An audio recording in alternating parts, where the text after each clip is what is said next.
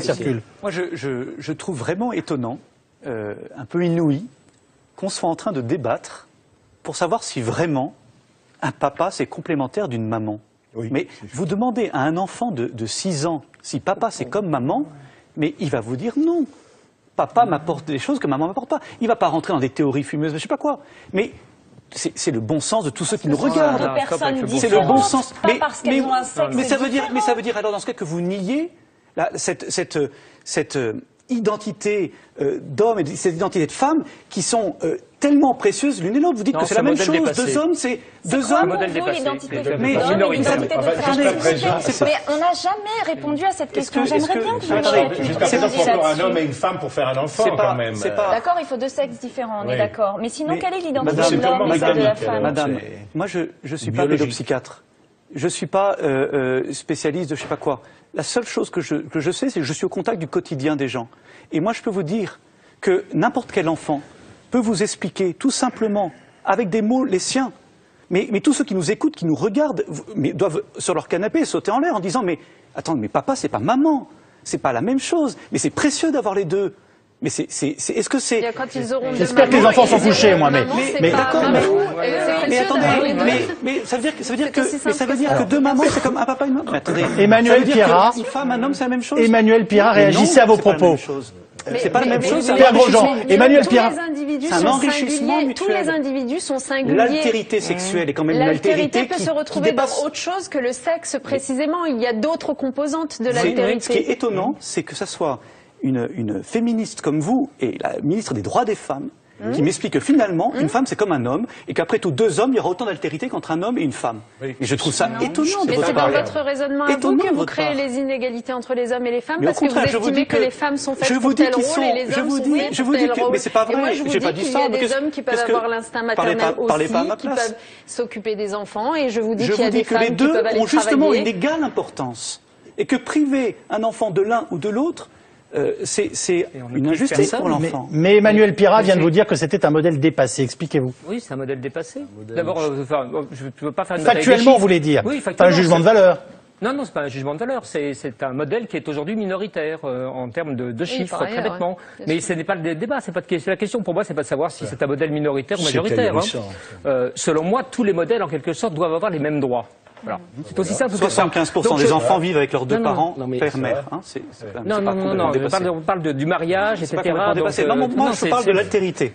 Moi, je parle de la complémentarité père-mère. Ce qui me semble insensé, c'est de parler de bon sens, si je puis me permettre, dans une question qui est tout sauf une question juridique, une question sociale, une question tout ce qu'on voudra. C'est trop un débat d'adultes, de spécialistes. Il faut, et c'est pour ça, c'est ça ce que les Français ont voulu dire. Ils ont voulu dire, mais retrouver cette simple bon sens. Arrêtez de dire les Français quand il y a 300 000 et 400 000 personnes qui défilent, quand il y aura les 10% il y en a 54%, il y en a 54%. Est-ce que Pierrat peut parler? Il y en a 54% qui sont contre l'adoption de la PMA pour cette raison. Vous n'avez pas les mêmes enfants, peut-être? Mais on n'est pas déconnecté de la vie réelle. C'est incroyable de dire ça. Mais venez me voir dans ma paroisse, vous verrez quelles sont les familles que je vois. Vous serez étonnés. Ce sont les familles les mêmes que vous voyez sans doute. Moi, je vais vous dire une chose. C'est une chose de reconnaître, d'accompagner les situations existantes. Il faut le faire le mieux possible. Et je crois qu'on est tous d'accord là-dessus. Ce serait pas honnête de penser que l'un ou l'autre d'entre nous ne veut pas protéger les enfants qui existent aujourd'hui. Mais, vous savez, j'accompagne beaucoup de familles monoparentales. Elles sont courageuses. À cause des événements de la vie, divorce, séparation, deuil, il manque souvent, il peut manquer un père ou une mère. Ils essayent d'y pallier courageusement. Il faut les aider, il faut les accompagner. Mais tous le disent, quand il manque un papa ou une maman, ça reste un manque, irremplaçable.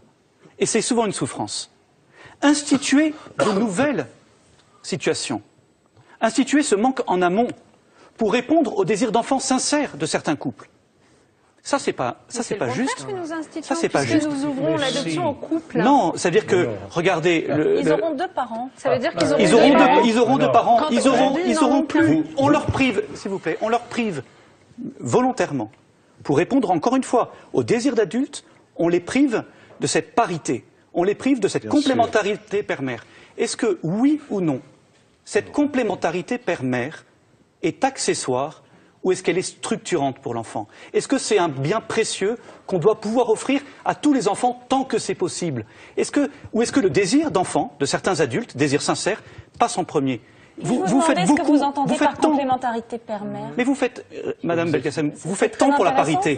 C'est bien parce que vous savez, parce que vous croyez profondément que... Moi, je fais tout pour l'égalité. Vous faites... Si ça vous intéresse vous renoncez pas à la parité. Je fais tout pour l'égalité. Mais la parité, c'est l'égalité. La parité en politique, c'est le fait que les femmes et les hommes aient un égal accès aux responsabilités électives. Parce qu'on ne peut pas se priver de l'un ou de l'autre. Parce qu'on ne peut pas se priver de l'un ou de l'autre. Et c'est pour ça que je ne peux pas... Est-ce que je peux vous répondre sérieusement? Oui. Sérieusement, on parle tous sérieusement ici. Nous continuons à considérer qu'il y a bien une différence sexuelle entre les hommes et les femmes, si c'est ça votre interrogation profonde et latente. Oui, il y a une différence sexuelle entre les hommes et les femmes. Que ça. Simplement, l'enfant dont vous êtes en train de parler aura à fréquenter autour de lui des hommes et des femmes. Donc la différenciation sexuelle, il continuera à la comprendre, à la connaître, Madame, à la voir. Rien ne remplace, aucune autre référence extérieure ne remplace un père ou une mère, vous le savez. Vous le savez. Écoutez-moi peut-être jusqu'au bout. Il va de soi que pour qu'un enfant soit... Il faut qu'il y ait un géniteur et une génitrice. Cette vérité-là, nous ne comptons pas la cacher aux enfants. De toute façon, ils le voient bien, ils comprennent comment ça se passe, ils l'apprennent. Et j'allais dire, c'est même dans les familles homoparentales qu'on est le moins susceptible de leur mentir sur cette réalité-là, puisqu'on ne va pas leur mentir sur les conditions de leur naissance, puisqu'ils ne vont pas s'imaginer un instant être le fruit de femmes ou de deux hommes. Donc on va leur dire la vérité. Ils n'auront pas accès sur les conditions de leur naissance. À celle qui leur a donné la vie, par exemple. Ils auront deux parents qui les aiment et qui les entourent, je crois que c'est l'essentiel. Ils auront accès à d'autres adultes ou à d'autres représentations du monde leur permettant de savoir ce qu'est la différence sexuelle. Mais c'est très intéressant, on est là en fait au cœur de... Et moi je comprends tout à fait votre cohérence. Il y a une vraie cohérence dans ce que vous dites. Il y a une autre cohérence. C'est-à-dire que vous dites, ils auront deux parents, c'est l'essentiel. Moi je dis... Et je crois que c'est le bon sens des centaines de milliers de Français qui sont descendus hier. Moi je dis que ce n'est pas juste deux parents auxquels un enfant a droit. Il a le droit à cette complémentarité. Il a droit à cette richesse. Le bon sens. Lorsque la loi française a autorisé, il y a 46 ans, les célibataires à adopter, est-ce que vous vous êtes élevé, vous êtes descendu dans la rue pour défiler? Excusez-moi, j'ai votre âge, donc il y a 46 ans, je n'étais pas né. Mais ceux qui aujourd'hui vous savez pourquoi cette loi française a autorisé ça? C'était parce qu'il y avait beaucoup d'orphelins à accueillir et qu'il fallait favoriser l'adoption. Aujourd'hui, qu'est-ce qui se passe? Eh bien, aujourd'hui, qu'est-ce qui se passe? Il y a 27 000 couples père-mère qui sont en attente d'enfants adoptés. Il n'y a pas assez d'enfants adoptables. Ça, je le Donc sais. la question, c'est pas de dire... C'est pour ça que quand on parle de l'adoption ouverte aux couples de même sexe, on parle d'abord de l'adoption de l'enfant de son conjoint. C'est-à-dire de ces situations qui existent très intéressant pour terminer là-dessus. C'est très intéressant. Dans des familles homoparentales, mais qui ne sont liées juridiquement qu'à un des parents.